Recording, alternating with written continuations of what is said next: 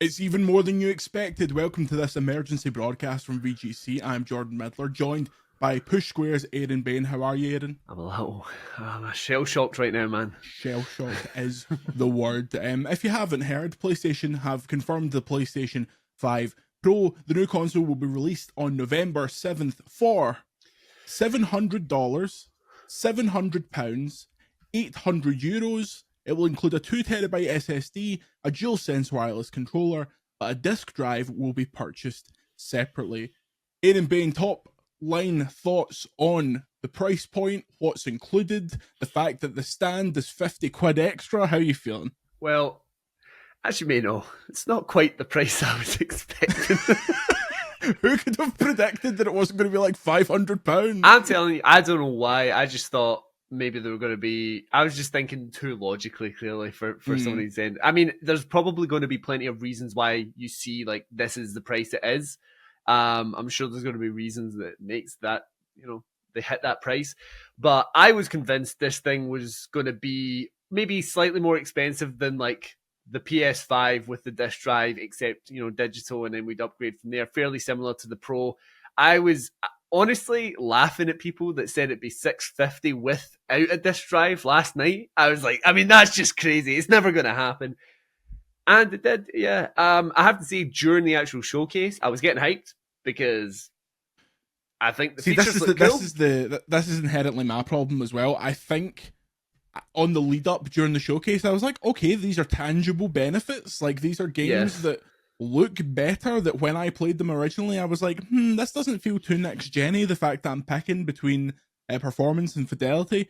But wow, that 700 quid price point. It is, honestly, for optics, it probably couldn't have been worse. And the fact that the $599 meme that has persisted for over 20 years at this point is dead is one thing. But I just think that if you're going to do $700, £700 as well, you cannot then say, if you want a disc version of this, it is another £100. If you want a disc version and a stand, it is £850, which is the price of two PlayStation 5s. Yeah, I just think in my head there's going to be a barrier for like these prices where you cross into that territory of like 700 plus potentially if you're getting the disc drive.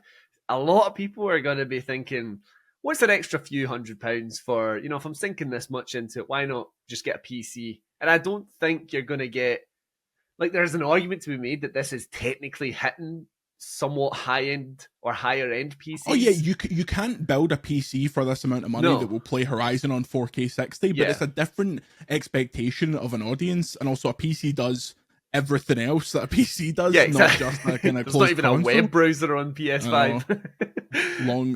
Long missing. But yeah, I think that, as you say, if it was 650 and they did something where you trade in your PS5 normal and it's 300, you start getting to, like, people make these equations in their head.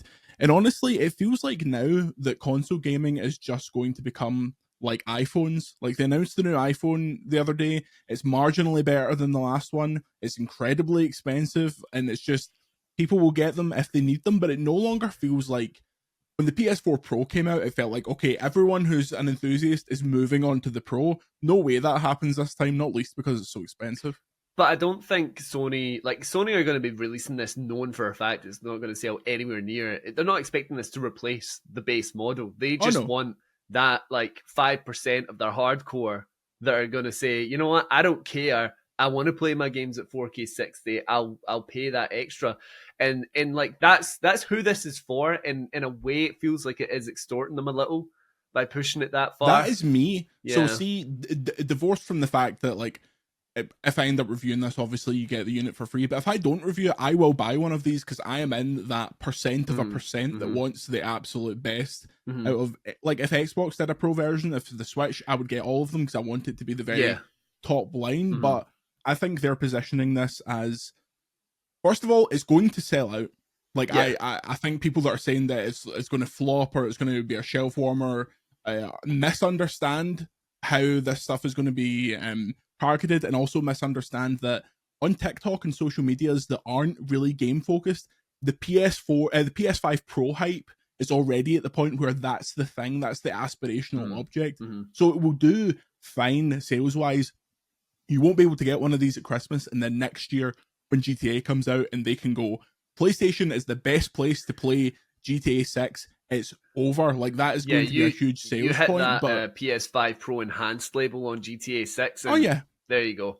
Put GTA 6 on all the PS5 Pro boxes next year. Like, it's going to be huge. I think that it's funny, we were in Astrobot Autumn for all of 3 days before the cold, hard winter of PlayStation Pro approached. I think it's difficult to pitch this kind of thing when you're showing old games. The fact that this is coming out alongside probably a Lego Horizon game is a difficult sell when it could be coming out alongside Ghost of Tsushima 2, which wouldn't make people go, okay, £850, but it's easier to sell people on than here's Spider-Man 2, a game that already looked brilliant, looking a wee bit better. Are you gonna pay that extra to get those extra 30 frames? You know, I think that they done like a decent enough job of kind of outlining like what it was. I like that they done the whole breakdown of here's what the PS5 does well, and here's how we kind of boost it up. Essentially breaking down to the point of like, don't choose between performance and quality, just get both of them in one. I do like those aspects, but I think it really, like, Ideal's World, they announced like a crazy PS5 exclusive, whether it's a sequel, a remake of something, whatever it is, they announced something alongside it to say this is what you want to buy this for. Even more so, I thought even for a bit they were going to announce a state of play that's kind of rumored for this month. Yeah. To just say, by the way, there's a state of play coming up next week, and if you want to see the newest games running on the Pro, tune into that. Like, even something along there where, because people need something to look forward to rather than looking back. I know like that's something that maybe appeals to us, because I know I was thinking, oh man, I'll be playing Alan Wake 2 on this when I can, Yeah. I just think it's difficult because so I suppose for stuff that is PlayStation 5 exclusive, it makes more sense. But I played Alan Wake 2 max settings on PC. Like, a lot of that stuff doesn't particularly appeal to me, and I am the target audience. I think that getting Cerny to do it makes sense because he's very good at explaining these things. It gives it an authoritative air, but not salving the wound of £700 in the middle of here's Ghost of Tsushima 2, here's what we're doing next year in 2026. Yeah. And like, honestly, this is such a kind of ridiculous price point that the only things you could pull out to make people not furious is if this is the time they come out and be like, oh yeah, we're working on Bloodborne 2. Like, that is the tier of announcement that has to be there. I was watching it with a mate and we were joking, like, if they slip in Bloodborne footage in this, like, here's games running on the Pro. Yeah, it's a weird one. I think it stings especially just that it has that little bit at the bottom saying vertical stand sold separately. Like, that's a real kicker. Like, come on, man. Like, just give it's it like some... it's a little bit of stainless metal. Yeah, like, because I think the only thing, like, practical wise that people will look at with this and see as an upgrade is the fact that it's got 2 terabyte of SSD. Because like the fact that you're not really like getting anything outside of like the internal specs other than that, like, it kind of hurts. So like having the stand might have helped a little bit there. Even. It's a bargain if you get the stand. Yeah, I think so. Alongside the games that are going to get patched, there also have PS5 Pro Game Boost, which is similar to what happened when PS4 Pro came out, where games that aren't patched will get kind of basic boosts, and your mileage will vary. Games that are unlocked frame rates will get boosts and things like that. Obviously, the first thing everyone will do, download the PS4 version of Bloodborne, see how it runs.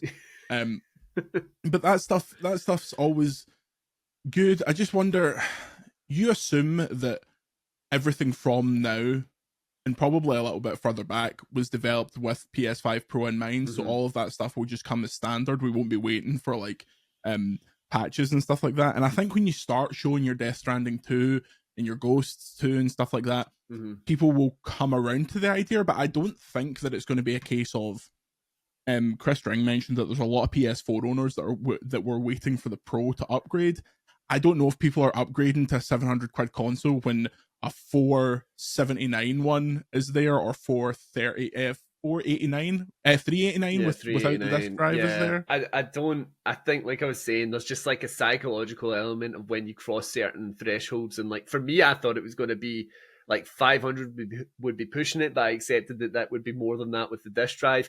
But like to go beyond 600 and then 700 is just like you're just it's not attainable for like your dad that's like he plays his PlayStation once a week, but he likes Spider-Man. Like he's not gonna spend that money on it unless he's got serious funds sitting aside. So, but then it does look back into that. It's the Pro for the hardcore audience. So who's it really?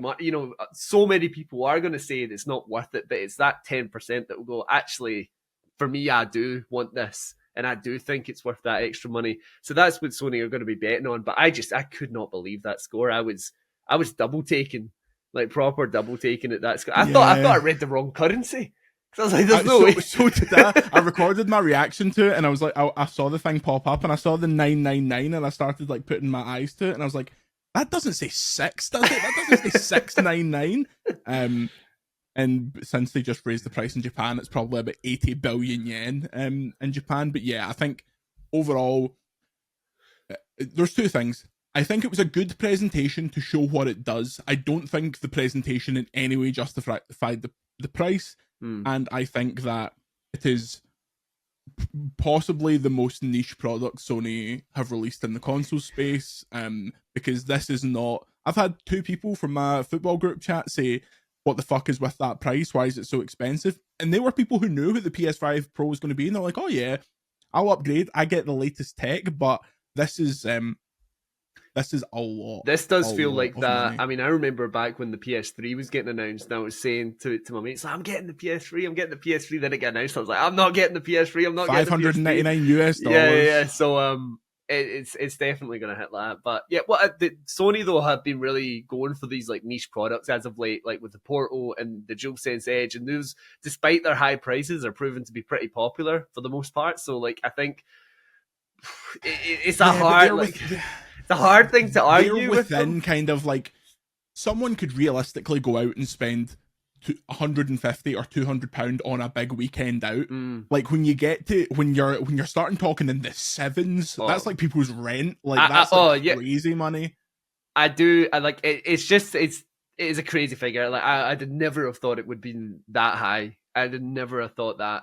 I'm sure though that Sony are going to try and find ways to justify it, and they're going to know that like you're saying, it's going to sell out, and that's the problem, isn't it? Like, you can complain on one hand, but then if it didn't sell and it was £700, that'd be a different thing. But like you're saying, it's probably going to sell out. It's probably going to be hard to get. In like, I bet they've not made many of them. No, I wouldn't think so either. Like I wouldn't. I don't think they would expect to sell like there'd be a fraction that they have in mind, or like how much this is selling, how much that's selling.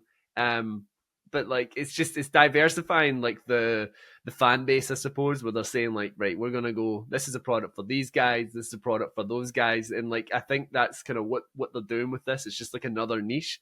But I couldn't believe that price, but I can't help but say like I'm gonna probably try and get it. So yeah, I if I don't review it, I will get one. It will be a lean Christmas in the Dragon household, to quote Joey Tribbiani. But I will. It's weird because in this, do you feel the same as me that in this position it feels like we should have access to one to see what's going on? Like, we're talking about games qualitatively. I feel like I need to be able to talk about them at the highest possible. Oh yeah, like from the standpoint of like, yeah, like the job. Yeah. But like for me, I see it as something like that, where like if I'm, especially like I focus on video, so if there's a way for me to get 4K 60 ray tracing, you'll be spending another £800 on capture gear to try and get any kind of signal out storage. Just extra storage. That's what I'm gonna need. It's a big investment coming my way, but it's close to my birthday when it comes out. So Jordan, happy if you want to give me that. Nah, sorry, you were breaking up there. Big write-off on the old taxes. We'll be back on the normal podcast this week to get Scullion's thoughts. Preview. He's not happy. Would you be shocked to hear that? But until then, where can we find you, Aaron? PushSquare on the PushSquare YouTube channel, and on X or Twitter at AaronBayne_. Fair enough. With some excellent predictions about the future of PlayStation over there on Twitter. You can find me at Jordan Midler. Until next time, say goodbye, Aiden. Goodbye. Find us on patreon.com/videogameschronicle, and we'll see you next time.